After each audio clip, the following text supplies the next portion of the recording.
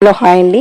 ఈరోజు వీడియోలో మన డైలీ లైఫ్లో వాడే కొన్ని తెలుగు వాక్యాలను ఇంగ్లీష్లో ఎలా చెప్తారో చూద్దాం. ఇవన్నీ మన డైలీ లైఫ్లో రెగ్యులర్గా యూజ్ అయ్యేవి. మొదటిగా, ఇదే నేను అతనికి అర్థమయ్యేలా చేయాలనుకున్నాను. ఇదే నేను అతనికి అర్థమయ్యేలా చేయాలనుకున్నాను. దీన్ని మనం ఇంగ్లీష్లో this is what I wanted to make him understand. This is what I wanted to make him understand. Next, వంట ఎలా చేయాలో నువ్వు నేర్చుకోవాలి. వంట ఎలా చేయాలో నువ్వు నేర్చుకోవాలి. దీన్ని మనం ఇంగ్లీష్లో you should learn how to cook. You should learn how to cook ఇలా చెప్తూ ఉంటాము. ఇది నా తప్పు అని అనుకుంటున్నావా? ఇది నా తప్పు అని అనుకుంటున్నావా? ఇలా చెప్తుంటాం కదా. దీన్ని మనం ఇంగ్లీష్లో do you think it's my fault. Do you think it's my fault ఇలా చెప్తూ ఉంటాము. ఎంతసేపు నేను వెయిట్ చేయాలి? ఎంతసేపు నేను వెయిట్ చేయాలి ఇలా చెప్పడాన్ని how long do I have to wait. How long do I have to wait అని చెప్తూ ఉంటాము. నాకు చేయడానికి చాలా పనుంది. నాకు చేయడానికి చాలా పనుంది ఇలా చెప్పడాన్ని I have a lot of work to do. I have a lot of work to do. నేను ఏమీ చేయలేదు. నేను ఏమీ చేయలేదు ఇలా చెప్పడాన్ని I have not done anything. I have not done anything అని చెప్తూ ఉంటాము. నేను అక్కడికి రెండోసారి వెళ్తున్నాను. నేను అక్కడికి రెండోసారి వెళ్తున్నాను ఇలా చెప్పడాన్ని I'm going there for the second time. I'm going there for the second time అని చెప్తూ ఉంటాము. ఆమె రహస్యాన్ని దాచలేదు. ఆమె రహస్యాన్ని దాచలేదు ఇలా చెప్పడాన్ని she can't keep a secret. She can't keep a secret అని చెప్తూ ఉంటాము. ఒకే విషయాన్ని ఎన్నిసార్లు చెప్తావు? ఒకే విషయాన్ని ఎన్నిసార్లు చెప్తావు ఇలా మనం అంటుంటాం కదా. దీన్ని మనం how many times will you say the same thing. How many times will you say the same thing ఇలా మనం చెప్తూ ఉంటాము. నెక్స్ట్, నువ్వు ఏదైనా చెయ్యి నేను పట్టించుకోను. నువ్వు ఏదైనా చెయ్యి నేను పట్టించుకోను ఇలా చెప్పడాన్ని you do anything I don't care. You do anything I don't care అని చెప్తూ ఉంటాము.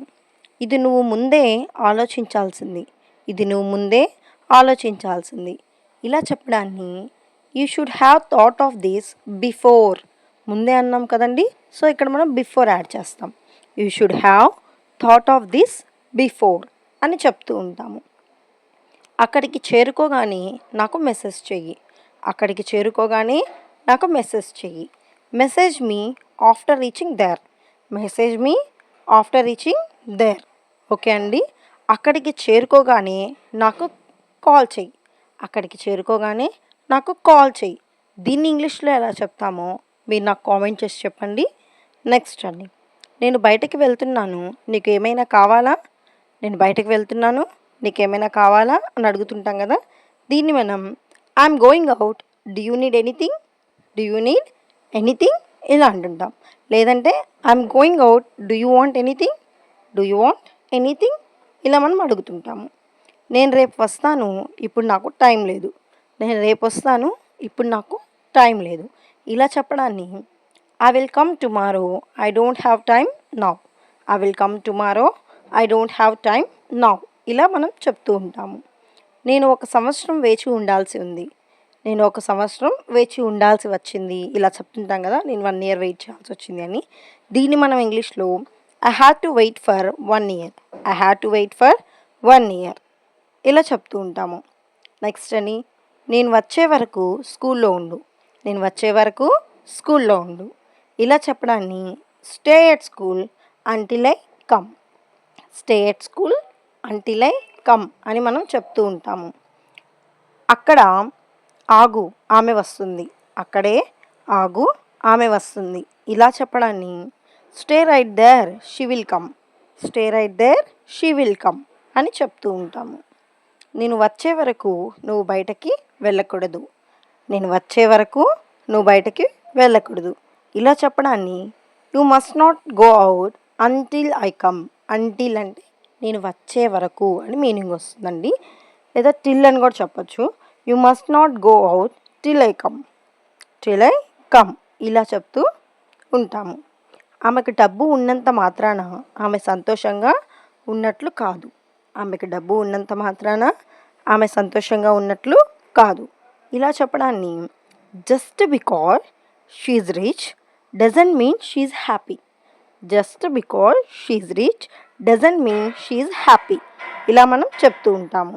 నాకు సమాధానం మాత్రమే కావాలి, ఇంకేమీ వద్దు. నాకు సమాధానం మాత్రమే కావాలి, ఇంకేమీ వద్దు ఇలా చెప్పడాన్ని I just want the answer, nothing more. I just want the answer, nothing more. నాకు ఓన్లీ ఆన్సరే కావాలి, ఇంకేమీ వద్దు అని చెప్పడాన్ని I just want the answer, nothing more అని మనం చెప్తూ ఉంటామండి. నేను నేర్చుకున్నది మర్చిపోయాను, నేను నేర్చుకున్నది మర్చిపోయాను ఇలా చెప్పడాన్ని I forgot what I learned, what I learned ఇలా మనం చెప్తూ ఉంటాము. నేను కొనుక్కున్నవి ఏవేవో నేను మర్చిపోయాను, నేను మర్చిపోయాను ఇలా చెప్పడాన్ని ఏమంటారో మీరు కామెంట్ చేయండి. నేను